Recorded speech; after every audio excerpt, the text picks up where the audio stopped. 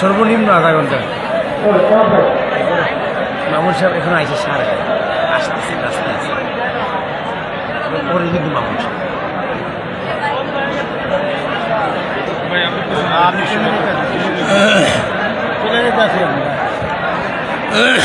বুঝছে না। আলহামদুলিল্লাহ আমরা খামোশ হয়ে যাই, এই মুহূর্তে আমাদের সামনে আমার দিকে ডাইরেক্ট কোনো ইসলামী মহাসম্মেলনে আজকের বিশেষ অতিথি বাংলাদেশের লাখ কোটি তৌহিদ জনতার স্পন্দন, বাতিলের আতঙ্ক হযরতুল আল্লামা শেখ আল্লামা মুফতি মুহাম্মদ ফয়জুল করিম পীর সাহেব চরমনায় বক্তব্য নিয়ে আসছেন আল্লামা মুফতি ফয়জুল করিম পীর সাহেব চরমনায়। আমি হযরতকে আমাদের আগামী ইসলামী রাষ্ট্রের ভবিষ্যৎ বিনির্মাণে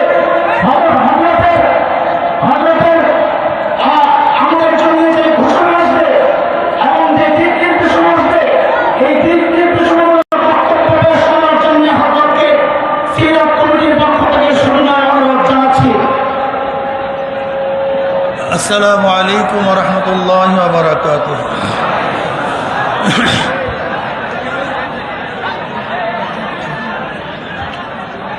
ওইগুলি ঘুরে দেন আমার দিকে।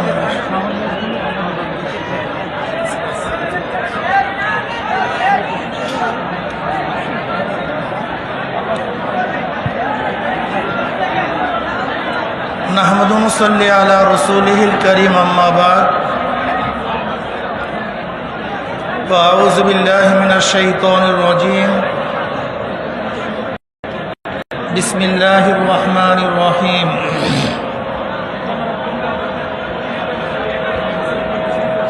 هو الذي أرسل رسوله بالهدى ودين الحق ليظهره على الدين كله ولو كره المشركون. সবাই দুরূদ শরীফ আল্লাহুম্মা সাল্লি আলা সাইয়্যিদিনা ওয়া নাবিয়িনা ওয়া শাফিঈনা ওয়া হাবিবিনা ওয়া মাওলানা মুহাম্মদ সাল্লাল্লাহু আলাইহি ওয়া আলা আলিহি ওয়া আসহাবিহি ওয়া বারাকা ওয়া সাল্লাম। শুনতেছেন আপনারা সবাই? শুনতেছেন? আজকে এরকম কথা বলে তো শোনা যাবে না, ওনাদের কাজ করতে দেন,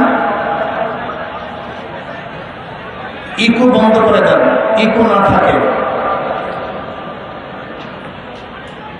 এখন শুনতেছেন? ও তার ছিঁড়ে গেছে। কোনটা? তত মুসিবত। আচ্ছা, একটু চুপচাপ শুনি, দেখে কি বলা যায়। ঘটনা এটা নয়, দিচ্ছে, এটা ঠিক করে দেয়।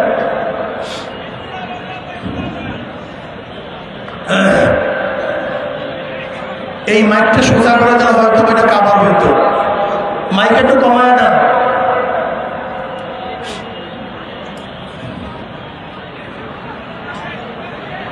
আল্লাহ পাকের শুকর যে মাওলাই কারীম আপনাকে আমাকে এক দামি মাজলিসে উপস্থিত হওয়ার তৌফিক দান করছেন। শুকরিয়া জানান সবাই বলে আলহামদুলিল্লাহ। মাজলিস অনেক গুরুত্বপূর্ণ, অনেক দামি। এত দামি মাজলিসে আমার মতো মূল্যহীন মানুষের কথা বলা অযৌক্তিক। এখানে বহুত বড় বড় আলেম, তোলাবা, আহলে ইলম, আহলে আমল অবস্থান করতেছেন। আমি আমার সাধ্য অনুযায়ী কিছু কথা বলার চেষ্টা করব, যদিও যোগ্যতা নেই। আল্লাহর কাছে দোয়া করে, আল্লাহ হে, তুমি আমার জবান থেকে এমন কিছু কথা বের করে দাও যা খুব বক্তার জন্য এবং শ্রোতাদের জন্য ফায়দা হয়। সবাই আল্লাহুম্মা আমিন। নবী আলাইহিস সালামের জীবনী সম্পর্কে আলোচনা। জনাব মুহাম্মদ রাসূলুল্লাহ সাল্লাল্লাহু আলাইহি ওয়াসাল্লাম তিনি ইসমাঈল আলাইহিস সালামের বংশের। ইসমাঈল আলাইহিস সালাম নবী ইব্রাহিম আলাইহিস সালামের সন্তান। হাজর আলাইহিস সালামের গর্ভে তিনি জন্মগ্রহণ করেছেন। ইব্রাহিম আলাইহিস সালাম যখন মিশরে গেছেন তখন তার সাথে ছিল সারা আলাইহিস সালাম, তার বড় স্ত্রী। সারা আলাইহিস সালাম অনেক সুশ্রী সুন্দরী আকর্ষণীয় রমণী ছিলেন। মিশরের ফেরাউন অর্থাৎ মিশরের বাদশাদেরকে ফেরাউন বলা হয়। এই ফেরাউন সারা আলাইহিস সালামের আকৃষ্ট হন, লোলুপ দৃষ্টি তার উপর নিক্ষেপ করেন। সারা আলাইহিস সালাম আল্লাহর কাছে দোয়া করেন, আল্লাহ দোয়া কবুল করছেন। জমিনের মধ্যে ঝালঝালা পয়দা হয়ে গেছে। ফেরাউন তওবা করছে এবং ফেরাউনের বাদশাহ কন্যা হাজেরাকে সারা আলাইহিস সালামের লেন্ডি হিসাবে বান্দি হিসাবে দান করেন। তৎকালীন সময় সারা আলাইহিস সালামের গর্ভে কোনো সন্তান ছিল। ভাই মাইক কমায় দেন, বলছি মাইক কমায় দিতে। সারা আলাইহিস সালাম হাজেরাকে নবী ইব্রাহিম আলাইহিস সালাম বিবাহ বন্ধনে আবদ্ধ করেন। সেই ঘরই জন্ম নেয় ইসমাঈল আলাইহিস সালাম জবিহুল্লাহ। এই ইসমাঈল আলাইহিস সালামের বংশে আর কোন নবী হয় নাই। সরদার দো আলম আলাইহিস সালাম জন্মগ্রহণ করেছেন। জনাব মুহাম্মদ রাসূলুল্লাহ সাল্লাল্লাহু আলাইহি ওয়াসাল্লাম বাবার নাম আব্দুল্লাহ, দাদার নাম আব্দুল মুত্তালিব। আব্দুল মুত্তালিবের বাবার নাম হাশিম। এইভাবে বনি আব্দে মানাফ হাশিমের বাবা, তাদের হাশিমে বলা হয়, বনি আব্দে মানাফও বলা হয়। জনাব মুহাম্মদ রাসূলুল্লাহ সাল্লাল্লাহু আলাইহি ওয়াসাল্লামের জন্ম সম্পর্কে আমরা সবাই জানি। 570 ঈসাই সালে তিনি জন্মগ্রহণ করেন। 610 ঈসাই সালে 40 বছর বয়সে নবী আলাইহিস সালামের কাছে ওহী আসে। জনাব মুহাম্মদ রাসূলুল্লাহ সাল্লাল্লাহু আলাইহি ওয়াসাল্লাম ওহী দাওয়াত দেওয়া শুরু করেন। আপনারা জানেন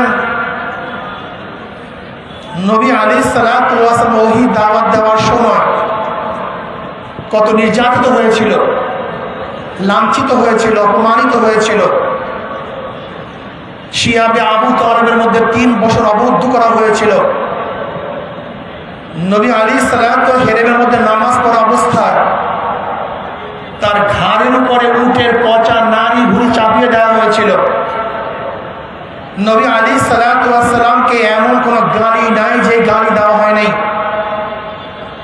নবী আলাইহিস সালাম তায়েফের ময়দানে দাওয়াত দেওয়ার পরে সেই তায়েফবাসী নবী আলাইহিস সালামের উপর যে আক্রমণ করেছে কম বেশি আমরা সবাই জানি।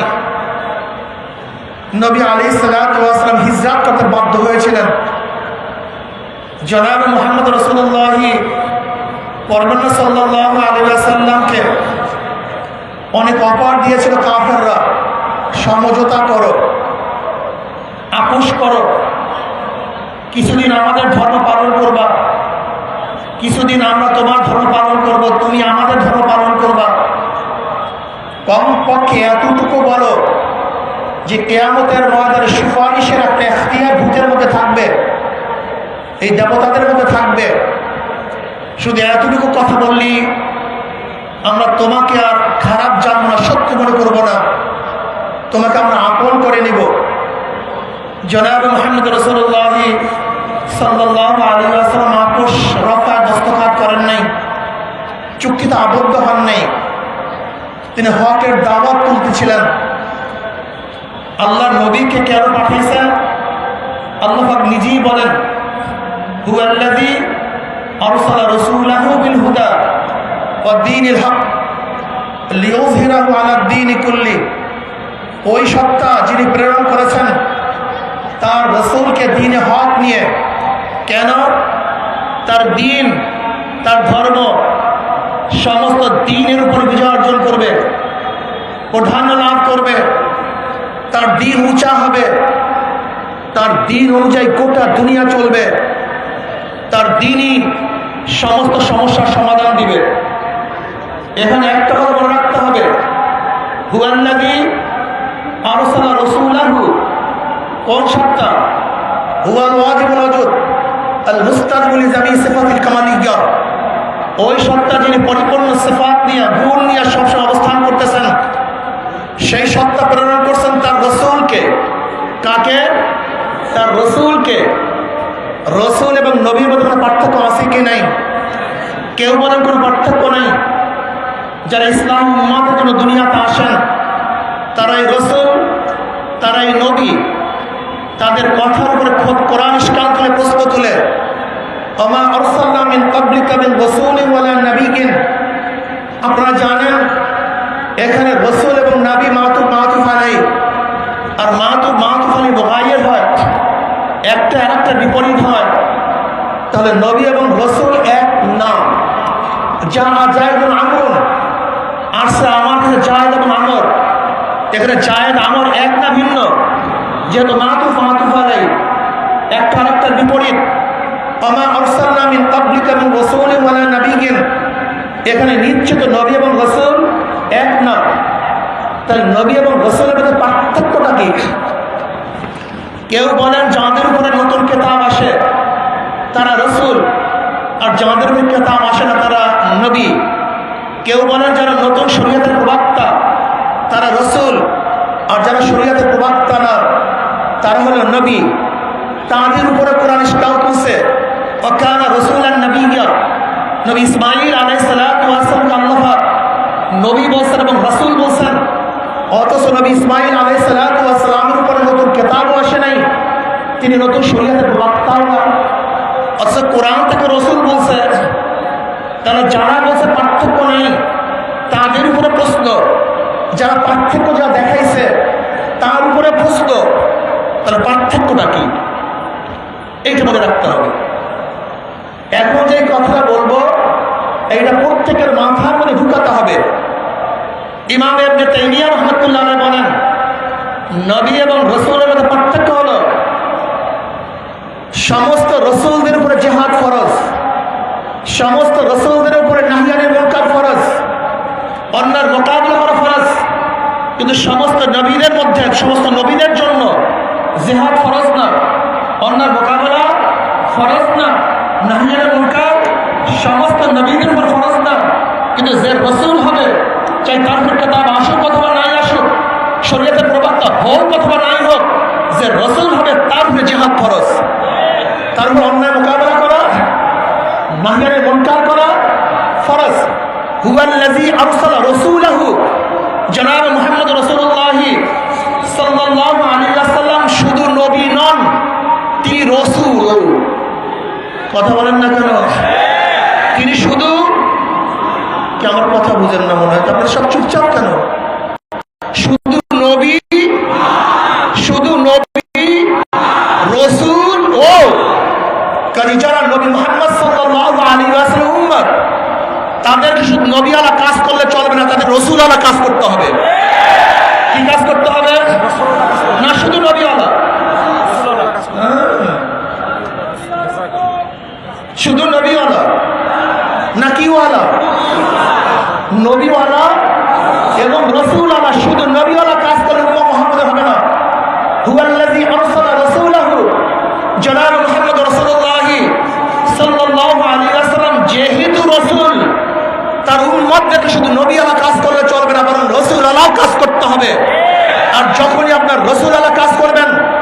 অবশ্যই অন্যায়ের মোকাবেলা করতে হবে।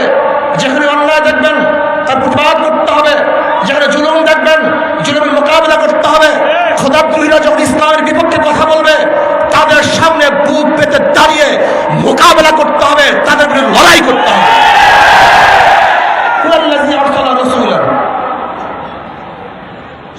দেখেন খুব ভালো মতো বোঝার চেষ্টা করে আমাদের সমস্যাটা কোন জায়গায়। আমাদের সমস্যাটাই আমরা বুঝি না। এখানে যারা আছেন আমার ভুলও হতে পারে, কিন্তু এর মধ্যে 98% মানুষ আবেগী, বিবেকই খুবই কম।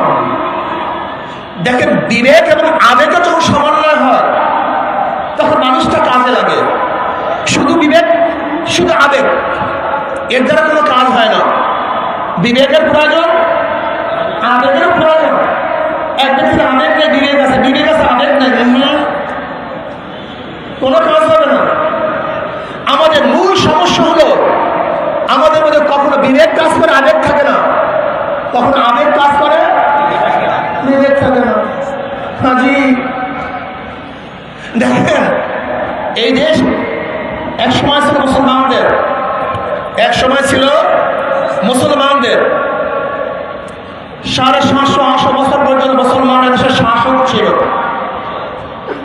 জিন্দা পীর আলমগীর রহমতুল্লাহ আলাইহি 50 বছর শাসক ছিল, এক নামের 50 বছর। দারা সুজা মুরাদকে হটিয়ে জিন্দা পীর আলমগীর রহমতুল্লাহ আলাইহি দিল্লির মাসনাদে 50 বছর শাসন করেছেন। ওনাকে জিন্দা পীর বলা হয় কেন জানেন? ওনার উস্তাদ, ওনার পীর মোল্লা জিউর রহমতুল্লাহ ইন্তেকালের সময় ওসিহাত করলেন, আমার জানাজার নামাজের ইমামত ওই ব্যক্তি করবে যারা আসর আগের 4 রাকাত নফল নামাজ কাজা হয় নাই। কে করছেন? আলমগীর রহমতুল্লাহ আলাইহির পীর মোল্লা জিউর রহমতুল্লাহ আলাইহি। কাফির হাজির, মুসাল্লা দাঁড়াবার ক্ষমতা কেউ রাখে না। তখন আলমগীর রহমতুল্লাহ আলাইহি বললেন, আমার এক গোপন ইবাদত ছিল, আমল ছিল, যা উস্তাদ জানতেন, আমার পীর জানতেন এবং আমি জানতাম, আর কেউ জানতো না। আজকে তিনি প্রকাশ করে গেছেন। এরপর আলমগীর রহমতুল্লাহ আলাইহি জানাজার নামাজ ইমামতি করেছেন, যে আসর আগের নফল 4 রাকাত নামাজ কাজা করেন নাই। আজকে যদি এখানে প্রশ্ন করি 1 বছর নামাজ কাজা হয় নাই কার কার? কয়জন হাত তুলতে পারবো? যদি প্রশ্ন করি 40 দিনের মধ্যে তাকবীরুল্লাহ ছোট নাই কার কার? কয়জন হাত তুলতে পারবো? যদি বলি বালেগ হওয়ার পরে মিথ্যা কথা বলি নাই, কয়জন হাত তুলতে পারবো? যদি বলি হারাম, গীবত শিকায়ত হারাম, এই মাসালা জানার পরে কোনোদিন গীবত শিকায়ত করি নাই, কয়জন হাত তুলতে পারবো? কয়জনে বলতে পারে রক্তের মধ্যে হারাম নাই, এক ফোঁটা রক্তের মধ্যে হারাম নাই? কয়জনে বলতে পারবো? কয়জনে বলতে পারবো ফরজ তরক করি নাই? কাজে আপনার আমার দ্বারা স্লোগান হতে পারে, কথা হতে পারে, ওয়ালা তাহিনু ওয়ালা তাহজানু ওয়া আনতুমুল আ'লাউনা ইন কুনতুম মুমিনিন। আজকে ইমানের খতরা, ইমানের সমস্যা, ইমানের খতরা, ইমানের সমস্যা। ওয়া ইয়াওমা হুনাইনিন ইন আ'জাবাতকুম কাসরাতুকুম ফালাম তুগনি আনকুম শাইআ।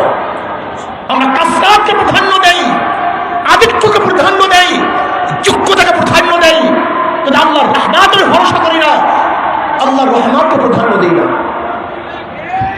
আজকে তোলাবাদেরকে বয়ান করলে তো তোলাবারা কথা শুনবে না। যদি প্রশ্ন করে রশিদ আহমদ গঙ্গুর রহমতের ইতিহাস কয়জনে জানো, তার জীবনী কয়জনে পড়ছো? রশিদ আহমদ গঙ্গুহি কে? কংগ্রেস ছাত্র অনেকে জানে না রশিদ আহমদ গঙ্গুহি কে। যদি প্রশ্ন হাজি সাহেব রহমতুল্লাহ আলাইহি, আমাদের ছাত্র আমাদের তোলাবারা তাদের ইতিহাস জানে না। যদি বলি হুজরাতুল ইসলাম আসফ নামতুল রহমতুল্লাহ আলাইহি, আমরা অনেকেই জানি না। যদি আহমদ আলী সাহারুফ রহমতুল্লাহর কথা বলি, আমরা অনেকেই জানি না। যদি প্রশ্ন করি বদরের ময়দানে জনাব মুহাম্মদ রাসূলুল্লাহ সাল্লাল্লাহু আলাইহি ওয়াসাল্লাম, তিনি তো বাহ্যিক কোন আসবাব নিয়ে বদরের ময়দানে হাজির হন নাই, তিনি তো যা কিছু নিয়ে এসেছেন হাজির করে আল্লাহর কাছে বললেন, আল্লাহুম্মা আনশিদ আহদাকা ওয়া ওয়াদাকা আল্লাহুম্মা ইন শি'তা লাম তুরবাক। মাওলা হে, যা কিছু ছিল সব তোমার কাছে নিয়ে এসেছে। আমাদের সংখ্যায় কোনো সৈন্য নাই, ঘোড়া নাই, তলোয়ার নাই, ঢাল নাই, নাই কোনো আসবাব, কিন্তু তোমাদের কাছে তোমার কাছে নিয়ে আসছি। আমার কাছে যা ছিল তাই তোমার কাছে নিয়ে আসছি। যদি তুমি ইচ্ছা করো আমাদের ধ্বংস করতে, তাহলে তোমাকে টাকার মতো কেউ থাকবে না, রুকু দেওয়ার মতো কেউ থাকবে না, তোমাকে চেষ্টা করার মতো কেউ থাকবে না, তোমার সামনে দাঁড়াবার মতো কেউ থাকবে না। তুমি যদি চাও গোটা দুনিয়ার মধ্যে একজন আবেদ না থাকতে, তাহলে আমরা যারা আসতে তাদেরকে ধ্বংস করে দাও। আর যদি চাও তোমাকে আল্লাহ বলার মতো লোক কেউ থাকুক, তোমার নাম চাপার মতো কেউ থাকুক, তোমার সামনে দাঁড়াবার মতো কেউ থাকুক, তোমার সামনে নত হয়ে রুকু দেওয়ার মতো কেউ থাকুক, তোমার চার আঙ্গুল কপাল তোমার কুচ্চাতি পার মধ্যে ঠেকাবার কেউ থাকুক, তাহলে আজকে আমাদের বিজয় দান করো, আমাদের ধ্বংস করো না। তিনি একমাত্র ভরসা করেন কার উপরে? আল্লাহর উপরে। আমরা ভরসা করি কার উপরে? মানুষের উপর, আসবাবের উপরে। সমস্যা চিহ্নিত করেন ওলামায়ে কেরাম। জনাব মুহাম্মদ রাসূলুল্লাহ সাল্লাল্লাহু আলাইহি ওয়াসাল্লামের জমানার সাহাবারা কেন বিজয় হয়েছিলেন আর আমরা কেন বিজয় হতে পারছি না? এই চিহ্নিত করেন যতক্ষণ পর্যন্ত তাকওয়া ভিতরে না আসবে।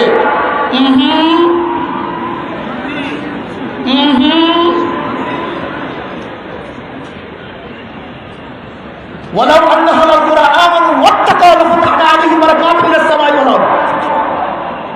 যদি বস্তিবাসী, ওই গ্রামবাসী, ওই থানার লোকগুলি, ওই জেলার লোকগুলি, ওই দেশের লোকগুলি ঈমান ও তাকওয়া অর্জন করত, লাফাতাহনা আলাইহিম বারাকাতিন মিনাস সামাই ওয়াল আরদ, আমি আসমান এবং জমিনের সমস্ত বরকতের দরজা খুলিয়ে দিতাম। দেখেন আল্লাহ রাব্বুল আলামিন কি বলেন? ইন তাত্তাকুল্লাহ ইয়াজআল লাকুম ফুরকানা ওয়া ইউকাফির আনকুম সাইয়্যাতিকুম। কত চমৎকার কথা! একদিন গবেষণা করেছেন, ইন তাত্তাকুল্লাহ ইয়াজআল লাকুম ফুরকান, যদি তোমরা আল্লাহকে ভয় করো, আল্লাহ কি দান করবেন? ফুরকান দান করবেন। কি দান করবেন? মা মানুল ফুরকান। ফুরকান কি জিনিস? ফুরকান কাকে বলা হয়? ইমতিয়াজি শক্তি, পার্থক্য করার শক্তি। বুঝাতে পারি নাই কি করব, কি করব না, কি উচিত, কি উচিত না, কোন দিকে যাব, কোন দিকে যাব না, কোন সিদ্ধান্ত নেব, কোন সিদ্ধান্ত নেব না, এটা তোমার কিছু করার দরকার নেই। আল্লাহর তরফ থেকে আসবে। কার তরফ থেকে? ইন তাত্তাকুল্লাহ ইয়াজআল লাকুম ফুরকানা ওয়া ইউকাফির আনকুম সাইয়্যাতিকুম। আজকে আমরা ভুল করি কেন বারবার? কেন ভুল করি?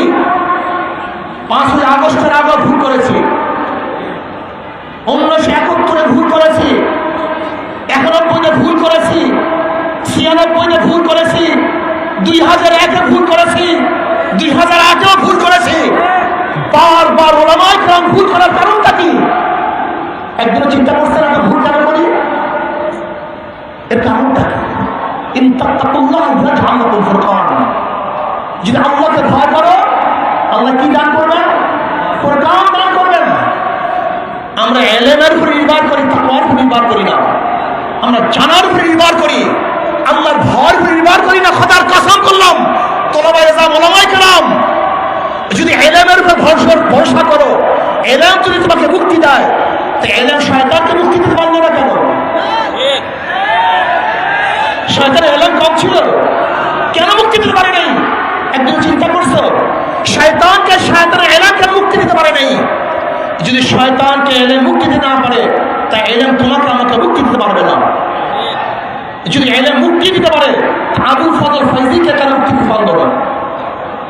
ইলম যদি মুক্তি দিতে পারত, তা সাহেব আজিজুল হক, যিনি হযরত সিদ্দিক খতিব আজম সিদ্দিকুল হাসান রহমাতুল্লাহ আলাইহি হাম সবকে একই সবকে একজন ফার্স্ট হতেন, একজন সেকেন্ড আর একজন ফার্স্ট।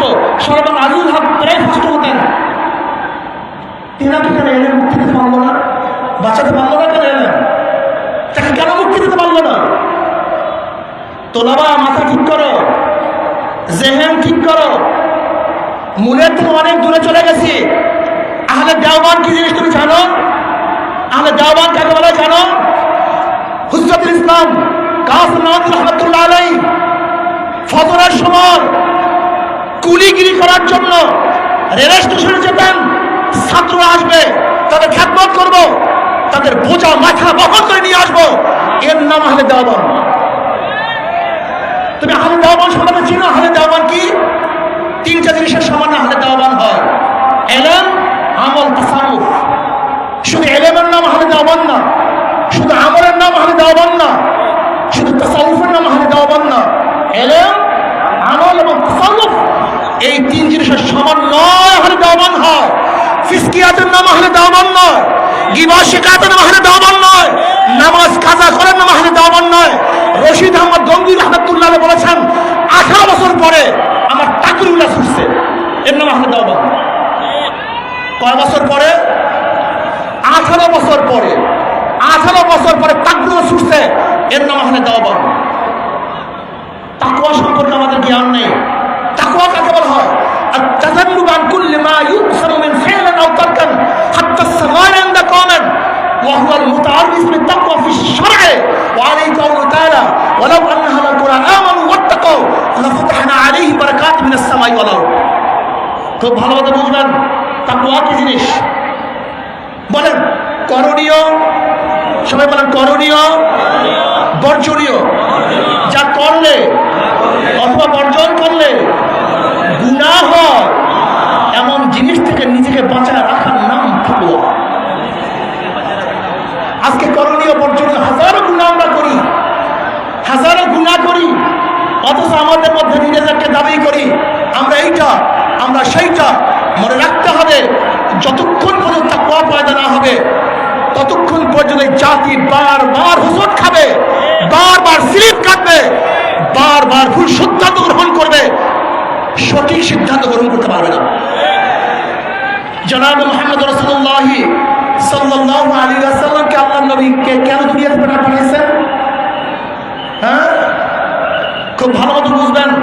জনাব মুহাম্মদ রাসূলুল্লাহ সাল্লাল্লাহু আলাইহি ওয়াসাল্লাম ইন্নাকা আলা খুলুকিন আযীম, ইন্নাকা আলা খুলুকিন আযীম, সর্বশ্রেষ্ঠ চরিত্র, সর্বশ্রেষ্ঠ আখলাক, সর্বশ্রেষ্ঠ চরিত্র দিয়ে নবী আলাইহিস সালাতু ওয়াস সালাম আল্লাহ পাক দুনিয়াতে প্রেরণ করছেন।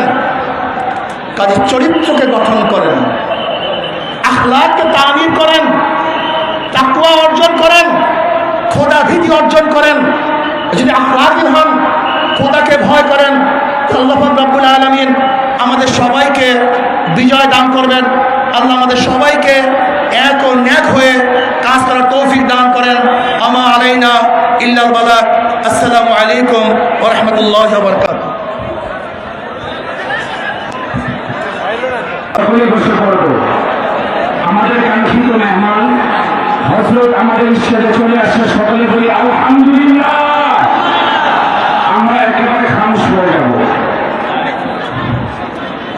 আসসালামু আলাইকুম ওয়া রাহমাতুল্লাহি ওয়া বারাকাতুহু।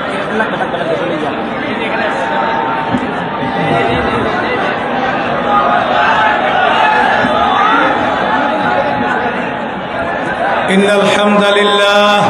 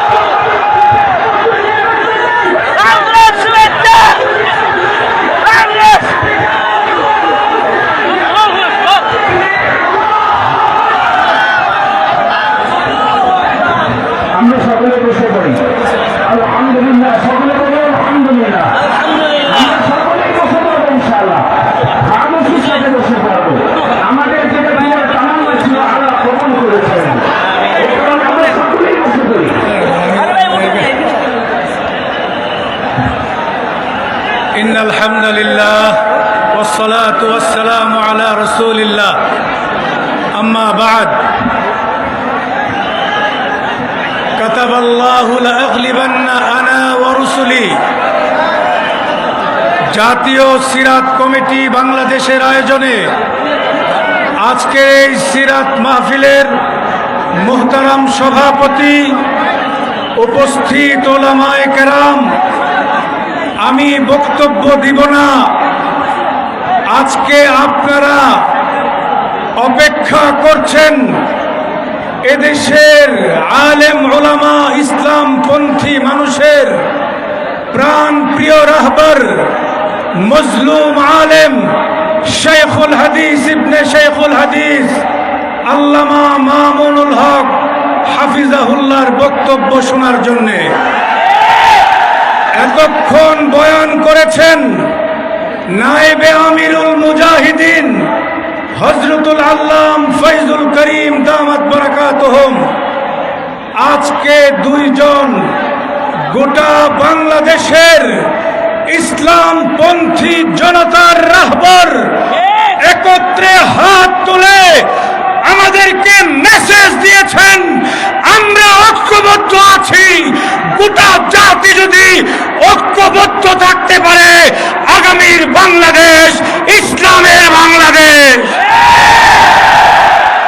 আগামীর বাংলাদেশ খেলাফতের বাংলাদেশ। আমার ভাইয়েরা, 16 বছর নির্যাতিত হয়েছি, আমরা জুলুমের শিকার হয়েছি, আমরা রক্ত দিয়েছি শাপলা চত্বরে, রক্ত দিয়েছি আমরা 2021 সালে, রক্ত দিয়েছি 2024-এর জুলাই এবং আগস্টে। আজকে জাতি ফ্যাসিবাদ থেকে মুক্ত হয়েছে, কিন্তু প্রকৃত মুক্তির স্বাদ আমরা পাইনি। প্রকৃত মুক্তির স্বাদ এই জাতি তখনই পাবে যখন আল্লাহর দ্বীন রাষ্ট্রীয়ভাবে প্রতিষ্ঠিত হবে। এজন্য আল্লামা মামুনুল হক, মুফতি ফয়জুল করিম এদেশে কাজ করে যাচ্ছেন। আমরা আশা করব গোটা ইসলামপন্থী সকল মাক্তাবায়ে ফিকির ঐক্যবদ্ধ হয়ে যাবে এক এবং অভিন্নভাবে।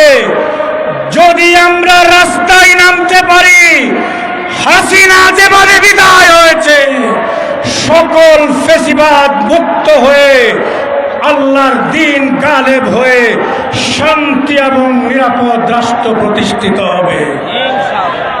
আমরা কি সবাই তাদের পিছনে ঐক্যবদ্ধ থাকতে রাজি আছি? টেকনাফ থেকে তেতুলিয়ায় আমরা সফর করছি। বাংলাদেশের মানুষ চাতক পাখির মতো তাকিয়ে আছে। তারা সোনার বাংলা দেখেছে, সবুজ বাংলা দেখেছে, নতুন বাংলাও তারা দেখেছে। এবার বাংলাদেশের মানুষ ইসলামের বাংলা দেখতে চায়। ভাইরা আমার, ইসলামের বাংলা যদি আমরা দেখতে চাই, তাহলে কুরবানির নজরানা পেশ করার মানসিকতা থাকতে হবে। যখনই বিপদ আসে, তখনই বলবো মামুনুল হকদের দোষ। যারা আমরা এই কাজ করেছি, আমি তাদেরকে তওবা করার আহ্বান জানাই। যারা বলেছি আলেম ওলামা, তাদের কারণে অস্থিতিশীল পরিবেশ হয়েছে, তাদেরকে তওবা করা উচিত। আসলে আলেম ওলামাদের কোনো দোষ না। শেখ হাসিনা মজ্জাগতভাবে ইসলাম বিদ্বেষী ছিল, ইসলামের কারণেই আলেম ওলামাদের বিরুদ্ধে সে অ্যাকশন নিয়েছে। এজন্য আসুন হাতে হাত রাখি, পরস্পর ভুল বুঝাবুঝি দূর করি। আমরা একজন আরেকজনকে দোষ না দেই। ঐক্যবদ্ধভাবে যদি আমরা রাজপথে নামতে পারি, ইনশাআল্লাহ এদেশ আলেম ওলামাদের হাতেই থাকবে, এদেশ ইসলামপন্থীদের হাতেই থাকবে। শেষ কথা বলি, আপনারা আল্লামা মামুনুল হক সাহেবের বক্তব্য শোনার অপেক্ষায়। শেষ কথা হলো, যদি আল্লামা মামুনুল হক সহ এদেশের আলেমরা আপনাদেরকে ডাক দেন, আপনারা কারা কারা ময়দানে ঝাঁপিয়ে পড়তে রাজি আছেন? নারায়ে তাকবীর, নারায়ে তাকবীর। আল্লাহ আমাদেরকে উলামায়ে কেরামের পিছনে ঐক্যবদ্ধ থাকার তৌফিক দান করুন।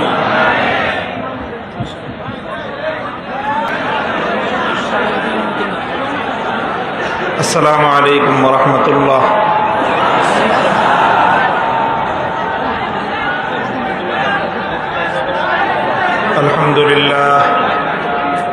আলহামদুলিল্লাহ নাহমাদুহু ওয়া নাস্তাঈনুহু ওয়া নাস্তাগফিরুহু ওয়া নু'মিনু বিহি ওয়া নাতাওয়াক্কালু আলাইহি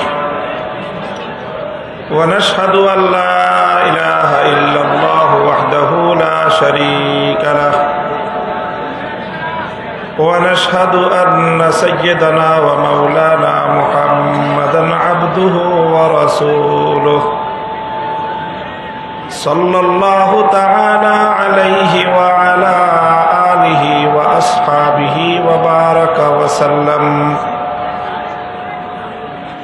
وبارك وسلم تسليما كثيرا. أما بعد فأعوذ بالله من الشيطان الرجيم. بسم الله الرحمن الرحيم. هو الذي أرسل رسوله بالهدى ودين الحق ليظهره على الدين كله ولو كره المشركون. بارك الله لنا ولكم في القرآن العظيم ونفعنا وإياكم بالآيات والذكر الحكيم. أستغفر الله لي ولكم ولسائر المسلمين فاستغفروه إنه هو الغفور الرحيم. اللهم صل على محمد وعلى آل محمد كما صليت على إبراهيم وعلى آل إبراهيم إنك حميد مجيد. জাতীয় সিরাত কমিটির উদ্যোগে আয়োজিত আজিমুশান সিরাতুন নবী মহাসম্মেলনে উপস্থিত সম্মানিত সদরে ইজলাস মুহতারামুল মাকাম হযরতুল আল্লামা ইমাদউদ্দিন হাফিজাহুল্লাহ, অন্যান্য হযরত উলামায়ে কেরাম, সম্মানিত মুরব্বী সাহেবান, সমবেত নবী প্রেমিক তাওহীদি জনতা, মাহফিলে বক্তব্য আমার 3.5 বছর পর। সিরাতুন নবী সাল্লাল্লাহু আলাইহি ওয়াসাল্লামের মাহফিলের মধ্য দিয়ে আমার এই ইফতিতাহ, এই নতুন সূচনা, এটাও যেন আল্লাহ পাক থাকবে না, অর্থাৎ ধারাবাহিকতা থাকবে। একটা কথা শেষ হবে, আর একটা কথা বলবো। সারাদিন আপনারা এখানে আজকের এই মুবারক মাহফিলে উপস্থিত আছেন।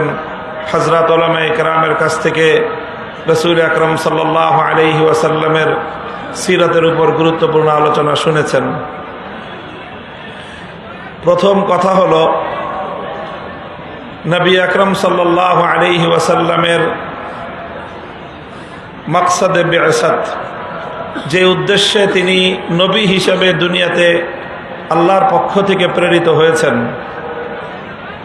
মৌলিক কয়েকটা উদ্দেশ্যের কথা কোরআনে পাকের মধ্যে আল্লাহ পাক রব্বুল আলামিন আলোচনা করেছেন। তার মধ্যে 4টা উদ্দেশ্যের কথা সূরা বাকারা এবং সূরাতুল জুমআর মধ্যে একটু আংশিক পরিবর্তন সহ, একটু আগপিস সহ, একটা আগপিস সহ 4টা কথা আল্লাহ পাক বলেছেন। বা'আসা ফিল উম্মিয়্যিনা রাসূলাম মিনহুম ইয়াতলু আলাইহিম আয়াতিহি ওয়া ইউযাক্কিহিম ওয়া ইউআল্লিমুহুমুল কিতাব ওয়াল হিকমা। আমি এই বিষয়ে অধিকাংশ এখানে শ্রোতা যারা, তারা কোরআন এবং হাদিসের এলেম সম্পর্কে কিছুটা খোঁজ খবর রাখেন। তো এরকম এই জায়গায় এই আয়াতের মধ্যে আল্লাহর নবীর আগমনের কিছু মৌলিক উদ্দেশ্য বর্ণনা করেছেন। সাল্লাল্লাহু আলাইহি ওয়াসাল্লামের আগমনের যে উদ্দেশ্যটা নিয়ে নতুন জাহেলিয়াতের সাথে আমাদের মূল ইখতিলাফ এবং মতবিরোধ। বিশেষ করে আমি একটা কথা তো পরিষ্কার বলি, এই যে আওয়ামী লীগ, শেখ হাসিনা এবং শেখ পরিবার, তাদের সাথে তাদের অনেক ভালো গুণাগুণ আমাদের সামনে বিভিন্ন সময় প্রকাশ পেয়েছে, কিন্তু মূল যেই জায়গাটায় তাদের সাথে আমাদের বিরোধ ছিল, বাসাফিল হুয়াল্লাযী আরসালা রাসূলাহু বিল হুদা ওয়া দীনিল হক, সত্য ধর্ম, সত্য দিন এবং হেদায়েত দিয়ে আল্লাহ পাক তার নবীকে পাঠিয়েছেন। কেন? লিইয়ুযহিরাহু আলাদ-দীনি কুল্লিহি, যেন আল্লাহর নবী আল্লাহর দ্বীনকে দুনিয়ার বাকি সকল মতামতের উপর, সকল মতাদর্শের উপর, সকল আদর্শের উপর যেন আল্লাহর দ্বীনকে বিজয়ী করতে পারেন। দ্বীনকে বিজয়ী করা আমাদের নবীর আগমনের একটা মৌলিক উদ্দেশ্য। নবীজির জিন্দেগির মৌলিক একটা কর্মসূচি হলো আল্লাহর দ্বীনকে বিজয়ী করা। এই জন্য আজকে আওয়ামী লীগের এই দুর্দশা দেখে এই কথা আমি বলতেছি তা না।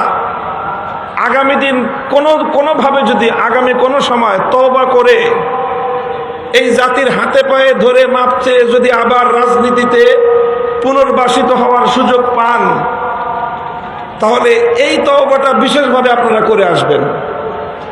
সেটা হলো, আপনারা ইসলামকে এতিমখানায় দেখতে আপত্তি করেন না। অ্যালার্জির চুলকানির উপদ্রব শুরু হয়, তখন সেই সময়ে কিছু মানুষ এই শেখ হাসিনার প্রশংসা করে যে উনি তো তাহাজ্জুদের নামাজ পড়েন, কেউ প্রশংসা করে উনি তো মাথায় পট্টি লাগান, কেউ প্রশংসা করে উনি তো হিজাব পরেন, উনি তসবিহ পড়েন, উনি সকালবেলায় ঘুম থেকে উঠে যায় নামাজ তালাশ করেন, কোরআন শরীফ পড়ে দিনের কার্যক্রম শুরু করেন। এই সকল বিষয়ে পরের আলোচনা। প্রথম কথা হলো, ইসলাম আল্লাহর জমিনে বিজয়ী আদর্শ হিসেবে প্রতিষ্ঠিত হবে। আপনার রাজনৈতিক দর্শনে এটাকে মানার কোনো সুযোগ আছে কিনা সেটা বলবেন। ওলামায়ে কেরাম, এই কথাটা যদি আপনার বরদাস্ত না হয়, আপনার 1000 রাকাতের তাহাজ্জুদের নামাজের এক কানাকড়ি মূল্য নাই, আপনার 1000 বারের হজের কোনো মূল্য নাই। পরিষ্কার কথা, স্পষ্ট কথা। শুধু আওয়ামী লীগ নয়, এই জাতীয় যারাই আছেন, ইসলামকে রাজনৈতিক ভাবে দেখতে আপনাদের পছন্দ হয় না, পয়গাম শুনে রাখেন, বাংলাদেশে আপনাদেরকে আমরা বরদাস্ত করতে পারবো না।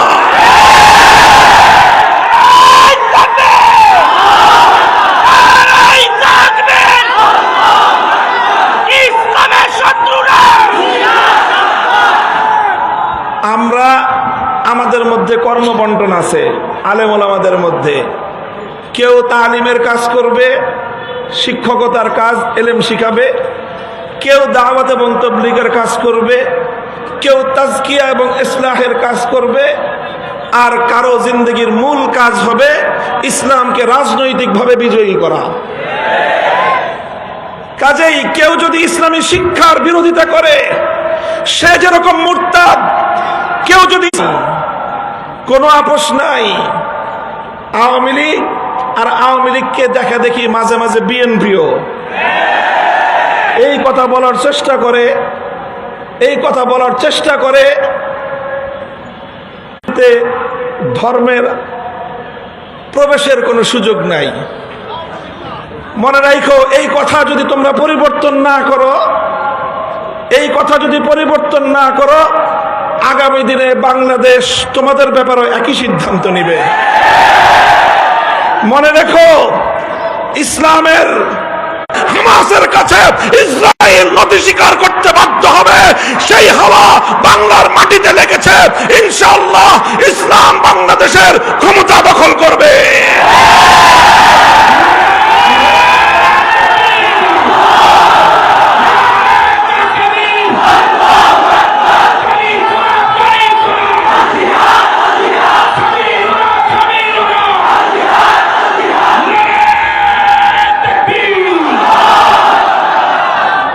কথাটা আমাদের পরিষ্কার। অন্যান্য ধর্মের ব্যাপারে আমার কোনো কথা নাই। আমি যতটুকু তুলনামূলক ধর্মতত্ত্ব নিয়ে পড়াশোনা করেছি, জেনেছি, সেটা তাদের ধর্ম প্রণেতা যারা আছে, ধর্মের নিয়ন্ত্রক যারা আছে, অন্য সবগুলো ধর্ম নিয়ন্ত্রণ করে মানুষ, একমাত্র ইসলাম ধর্ম এমন যে তার নিয়ন্ত্রণের বাগডোর কোনো মানুষের হাতে নয়, বরং স্বয়ং আল্লাহর হাতে। আল্লাহ যেভাবে ইসলামকে তরতিব দিয়েছেন, সেটআপ দিয়েছেন, এখানে কিয়ামত পর্যন্ত এক নক্তার পরিবর্তন করার সুযোগ কারো জন্য নাই। এবং ইসলামকে আল্লাহ পাক দুনিয়াতে রাজনৈতিকভাবেও বিজয়ী হওয়ার জন্য পাঠিয়েছেন। একটা কথা শেষ। 2 নম্বর কথা, হযরত রাসূল আকরাম একটা আকাঙ্ক্ষা ব্যক্ত করলেন, অভিব্যক্তি ব্যক্ত করলেন যে আমার মনে চায় আমি আল্লাহর ঘর বাইতুল্লাহ শরীফের মধ্যে 3টা পরিবর্তন আনি। কয়টা পরিবর্তন? 3টা। প্রথম পরিবর্তন হলো, আমার মনে চায় আমি বাইতুল্লাহ শরীফটাকে ইব্রাহিম আলাইহিস সালাতু ওয়াস সালামের বেনা, ওনার ভিত্তির উপর পুনর্নির্মাণ করি। অর্থাৎ লম্বা ইতিহাস, বর্তমান যে কাবা শরীফ, এটা ইব্রাহিম আলাইহিস সালাতু ওয়াস সালামের বানানো কাবা থেকে 2/3 নিয়ে বাইতুল্লাহ, আর 1/3 বাইতুল্লাহ শরীফের বাইরে আছে, অন্তর্ভুক্ত করে দেই। এটা হলো একটা পরিবর্তন করতে মনে চায়। দ্বিতীয় পরিবর্তন করতে মনে চায়, যেটা এখন মানুষের মাথা সমান উঁচু আছে, বাইতুল্লাহর দরজার পাটাতন, আমার মনে চায় সেটাকে ভেঙে জমিনের সাথে মিশিয়ে দেই। যেমন অন্যান্য ঘরের দরজা, মসজিদের দরজা যেরকম থাকে ফ্লোর বরাবর, আমার মনে চায় বাইতুল্লাহর সেই দরজাটা নিচু করে ফ্লোর বরাবর করে দেই। 2 নম্বর। 3 নম্বর, মনে চায় আমি আরেকটা পরিবর্তন করি। এখন বাইতুল্লাহ শরীফের শুধুমাত্র একটা দরজা আছে, সেটা হলো পূর্ব দক্ষিণ কর্নারে।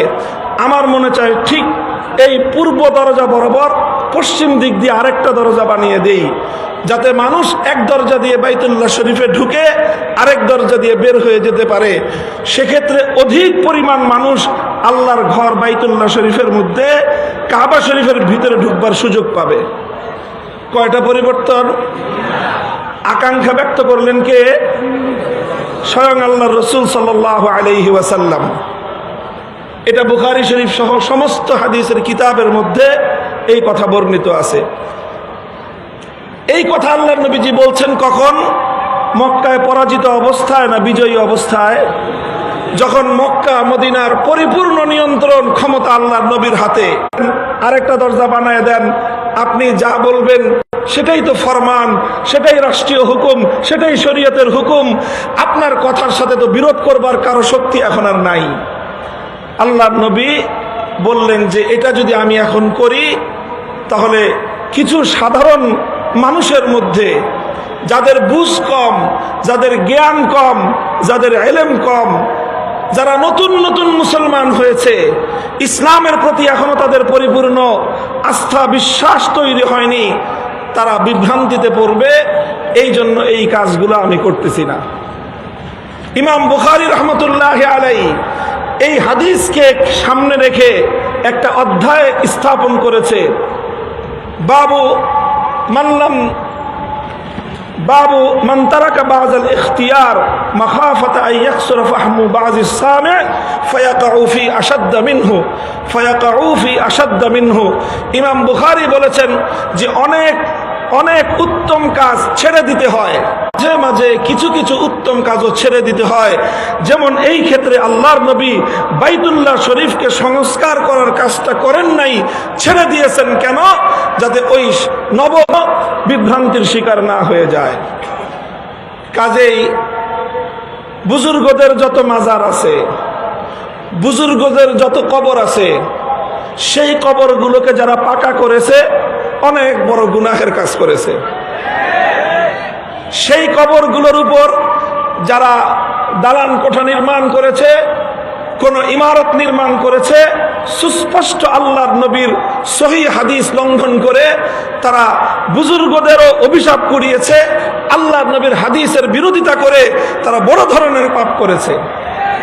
এই সব কথাগুলি তার আপন জায়গায় সঠিক, তবে মনে রাখতে হবে এই সকল বড় বড় বুজুর্গ, শাহজালাল মুজাররদ ইয়ামানি, খানজাহান আলী, শাহ ফারাদ রহমতুল্লাহ আলাইহি, বায়াজিদ বুস্তামি, সমস্ত বড় বড় বুজুর্গ যাদের কবর পাকা করেছেন, এই কবরগুলো এই সমস্ত বুজুর্গরা পাকা করেন নাই। পাকা হয়েছে ওনাদের মৃত্যুর আগে না পরে? তাহলে মৃত্যুর পরে যেটা পাকা হলো ওটা ওনারা করছেন না পরবর্তীতে কেউ করেছে? পরবর্তীতে যারা করেছে তারা ভুল করেছে, অন্যায় করেছে। তারা যখন অন্যায় করেছে, এরপরে সেই বুজুর্গদের কবরগুলোকে কেন্দ্র করে শিরক বিদআতের আখড়া বসিয়েছে কিছু মানুষ। কাজেই এই ক্ষেত্রে আল্লাহর পয়গম্বরের সিরাত অনুযায়ী আমাদের কর্মপন্থা হতে হবে, আমাদের এই সকল কবরগুলো থেকে শিরক এবং বিদআত নির্মূল করতে হবে, এমন ভাবে করতে হবে যেন মানুষ বিভ্রান্তির শিকার না হয়। কেউ যেন প্রকৃত অর্থে আমরা যারা শাহজালালের উত্তরসূরি, প্রকৃত অর্থে আমরা যারা শাহজালাল থেকে আল্লাহু আকবারের ধ্বনির শিক্ষা গ্রহণ করেছি, প্রকৃত অর্থে আমরা যারা শাহজালালের চেতনায় উদ্বুদ্ধ হয়ে গৌর গোবিন্দদের বিরুদ্ধে রুখে দাঁড়াবার প্রেরণা পেয়েছি, কেউ যেন আমাদের বিরুদ্ধে বিষোদ্গার করার সুযোগ না পায়, সেই বিষয়ে খেয়াল রাখতে হবে। এজন্য বুজুর্গদের কবরগুলোর সঙ্গে এমন কোন আচরণ করা যাবে না যাতে সাধারণ মানুষ, মূর্খ মানুষ শিরক বিদআতগুলোকে এগুলোকে বন্ধ করার ব্যবস্থা করতে হবে। যারা গাঞ্জা খায়, বড় মেলামেশার যে আয়োজন করে পবিত্র কর্মকাণ্ড বন্ধ করতে হবে। এই দেশের মুসলমান সমস্ত বুজুর্গদের কবরকে কেন্দ্র করে সংগঠিত শিরক বিদআতের আখড়াকে তারা পছন্দ করে না। কাজেই এই সকল অপকর্ম বন্ধ করেন, বুজুর্গদের কবরগুলোকে এই নোংরামের হাত থেকে রক্ষা করেন। এই সমস্ত বুজুর্গানে দিন, শাহজালাল মুজাররদি আমানি, শাহপরান রহমতুল্লাহ আলাই, খানজাহান আলী রহমতুল্লাহ আলাই, বায়াজিদ বুস্তামি রহমতুল্লাহ আলাই, আমার প্রস্তাব হলো এই খালি ভেঙে দিলে হবে না, সাদের আখড়া ভেঙে দিলে কাজ শেষ হবে না।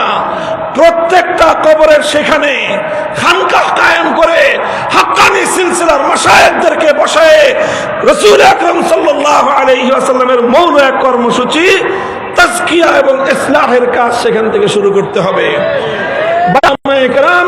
আমরা এইভাবে কাজ করব, কথা ঠিক? 3 নম্বর কথা আমার, এই সকল জায়গাগুলোতে আমরা ছাড় দিব, অন্যান্য জায়গাগুলোতে ধীর স্থিরে আমরা পদক্ষেপ নিব। আমরা আল্লাহ রসুল সাল্লাল্লাহু আলাইহি ওয়াসাল্লামের যে কর্মপন্থা ছিল, ধারাবাহিকভাবে ধীরে ধীরে তাদের এক মুহূর্তের জন্য আমার পয়গম্বরের ইজ্জতের প্রশ্নে কারোর সঙ্গে আপোষ করা যাবে না।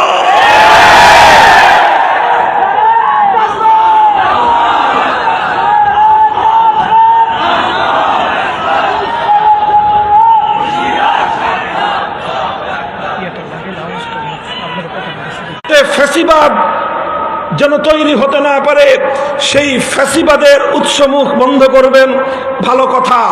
স্বৈরতন্ত্রের সকল সম্ভাবনাকে সমূলে উপড়ে ফেলবেন, আরো ভালো কথা। সব যেমন বন্ধ করবেন, আমার জমিনে ভবিষ্যতে আর কোনদিন কোন কুলাঙ্গার যেন আমার নবীর ইজ্জতের উপর কালিমা লেপন করবার দুঃসাহস না। নবীর ইজ্জতের উপর কালিমা লেপনকারী, নবীজির উপর কটাক্ষকারী, নবীর ইজ্জতের উপর আক্রমণকারী কোনো আইন আমরা মানি না।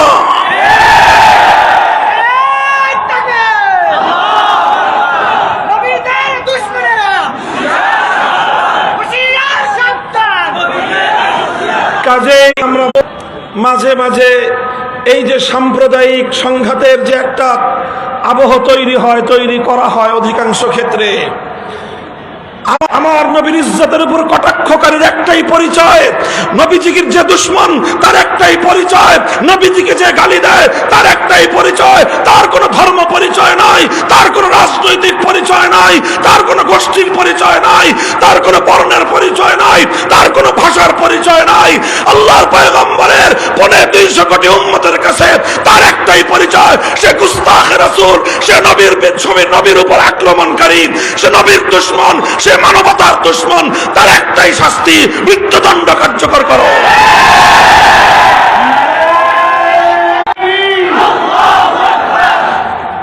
আখেরি কথা আমার, বড় দুঃখ পরিতাপ নিয়ে আজকে কথাটা বলতেছি আমি।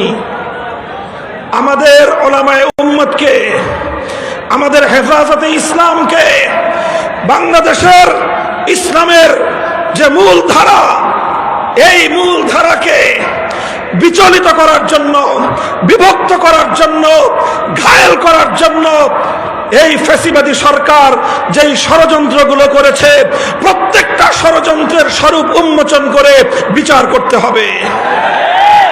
এই সরকার আল্লামা আহমদ শফীকে হত্যা করেছে। কেন করেছে? আল্লামা আহমদ শফী রহমতুল্লাহ আলাইকে সুকৌশলে হত্যা করে আল্লামা জুনায়েদ বাবু নগরী সহ তার অনুসারীদেরকে ঘায়েল করার জন্য ফাঁদ পেতেছে। কাজেই প্রথম আল্লামা আহমদ শফীর হত্যাকাণ্ডের সঠিক তদন্ত হতে হবে। যারা আল্লামা আহমদ শফীর পক্ষ হয়ে আল্লামা জুনায়েদ বাবু নগরী সহ আমাদের বিরুদ্ধে এই অপবিত্র কর্মকাণ্ডের সম্পৃক্ততা করার চেষ্টা করেছিল, তাদেরকে রিমান্ডে নিয়ে জিজ্ঞাসাবাদ করতে হবে সরকার কেন তাদেরকে দিয়ে এই কাজ করিয়েছিল। প্রথম কথা, আল্লামা আহমদ শফীকে শেখ হাসিনার নির্দেশে তার গোয়েন্দা সংস্থার লোকেরা সুকৌশলে হত্যা। শেখ হাসিনা এবং তার গোপন পরামর্শদাতারা -3 ফর্মুলার উপর চলেছিল।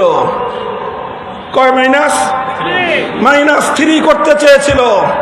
প্রথম মাইনাসের তালিকায় ছিলেন নূর হোসেন কাসেমি রাহিমাহুল্লাহ, দ্বিতীয় মাইনাসের তালিকায় ছিলেন আল্লামা জুনায়েদ বাবু নগরী রাহিমাহুল্লাহ, আর তৃতীয় মাইনাসের তালিকায় ছিলাম আমি অধম মামুনুল হক। তারা আল্লামা নূর হোসেন কাসেমিকে ষড়যন্ত্রমূলক ভাবে হাসপাতালে গিয়ে গোয়েন্দা সংস্থার লোকেরা হাসপাতালকে ব্ল্যাকমেইল করে, কবজা করে, নিয়ন্ত্রণ করে, কোন প্রাণঘাতী ঔষধ প্রয়োগ করে নূর হোসেন কাসেমিকে তারা হত্যা করেছে। সেই হত্যাকাণ্ডের সঠিক তদন্ত এবং বিচার করতে হবে।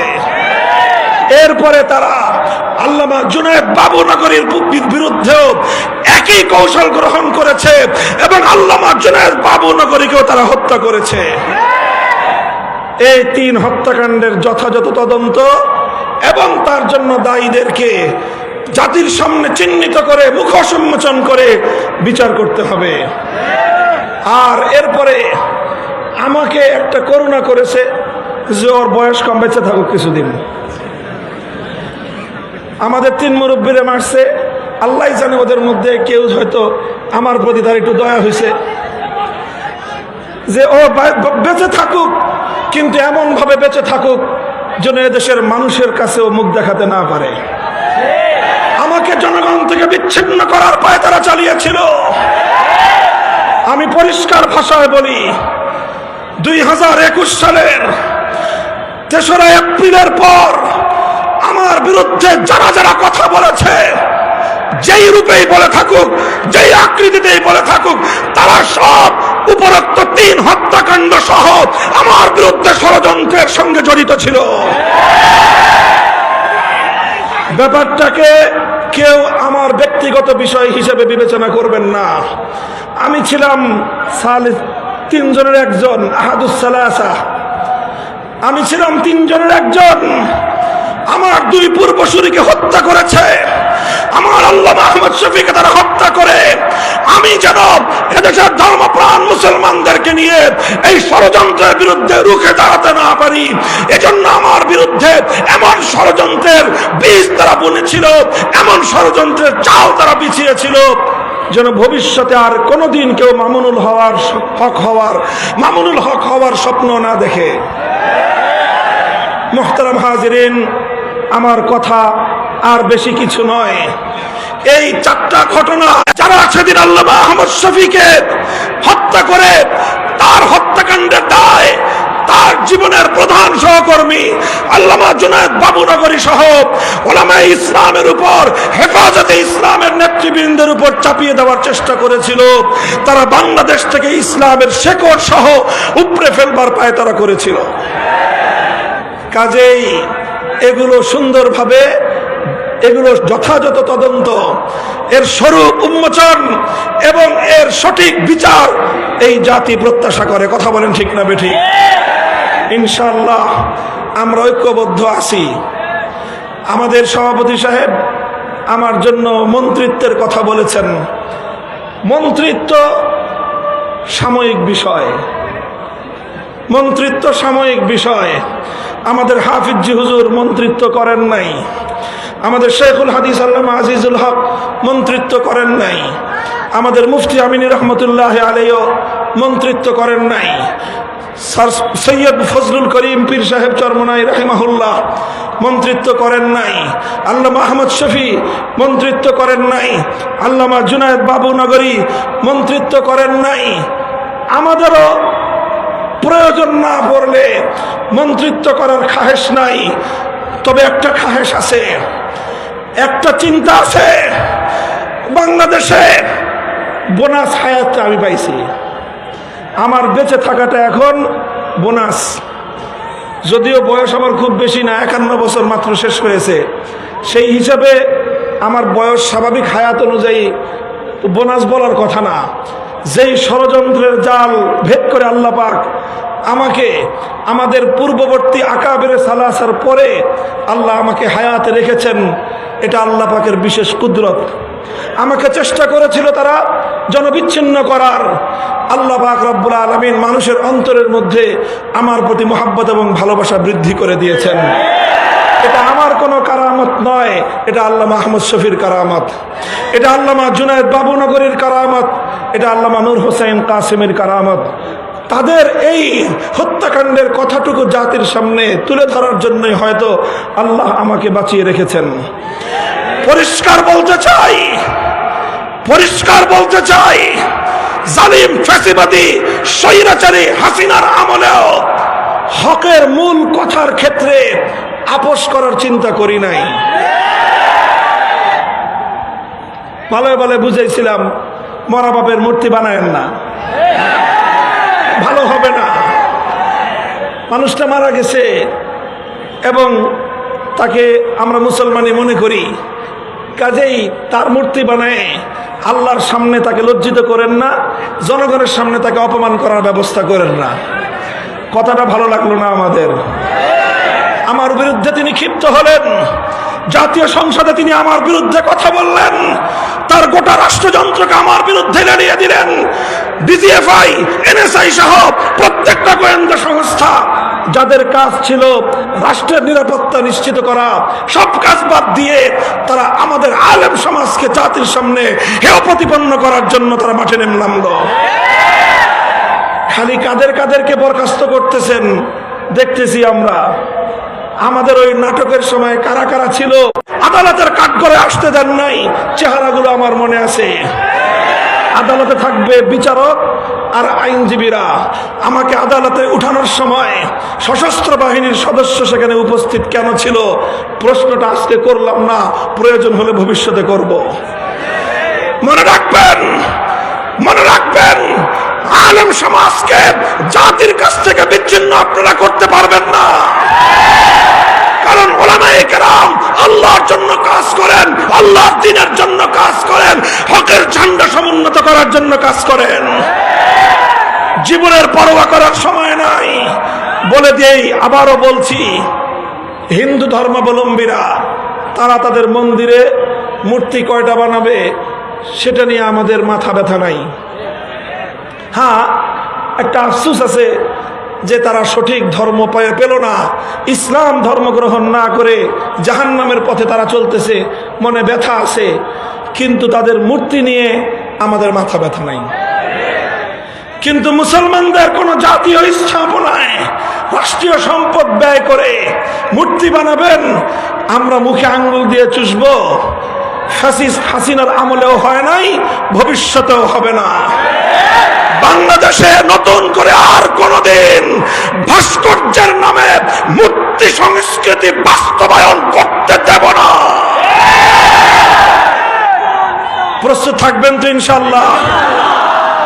হাম পাসবানে মিল্লাতে ইসলামিয়া, আমাদের কাজ হলো ইসলাম ধর্মের পাহারাদারি করা। হাফিজ হুজুর বলতেন যে তোমরা রাষ্ট্র চালাইতেছো, চালাও, ওটা নিয়ে কারাকারি করার খুব আগ্রহ আমাদের নাই। আমাদের জায়গাগুলোকে কাজ করার জন্য নির্বিঘ্ন পরিবেশ তোমরা রাখবা। আমাদের কোনো কাজের ব্যাপারে নাক গলাতে আসবে, সে নাক আমরা কেটে ফেলবো। আমার আগামী প্রজন্মের কোন সন্তানকে নাস্তিক্যবাদে যেন ইসলামের নবী মুহাম্মদ আরবি সাল্লাল্লাহু আলাইহি ওয়াসাল্লামের সিরাত এবং তার জীবন সম্পর্কে যেন এবং শিক্ষা সিলেবাস জাতীয় শিক্ষা ব্যবস্থায় অন্তর্ভুক্ত করতে হবে।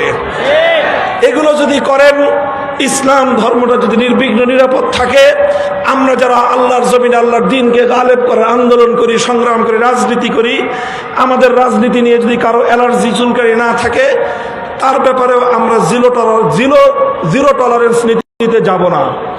কিন্তু যে আমার জমিনে ইসলামের নামে আল্লাহর জমিনে আল্লাহর দ্বীনকে বিজয়ী করবার রাজনীতির উপর আঙ্গুল তুলতে চাবে, সে আঙ্গুল আমরা ভেঙে ফেলবো। কথা পরিষ্কার। এটাই সিরাতুন নবী, এটাই সিরাতুন নবী। আমরা নরমের নরম থাকতে চাই, নম্রভাবেই দ্বীনের দাওয়াত দিতে চাই। যদি কেউ আমাদেরকে বাধা দিতে আসে, তখন আমরা বাধার পাল্টা জবাব দিতে জানি। আল্লাহ পাক আমাদেরকে বুঝবার তৌফিক দান করেন। সিরাতুন নবীর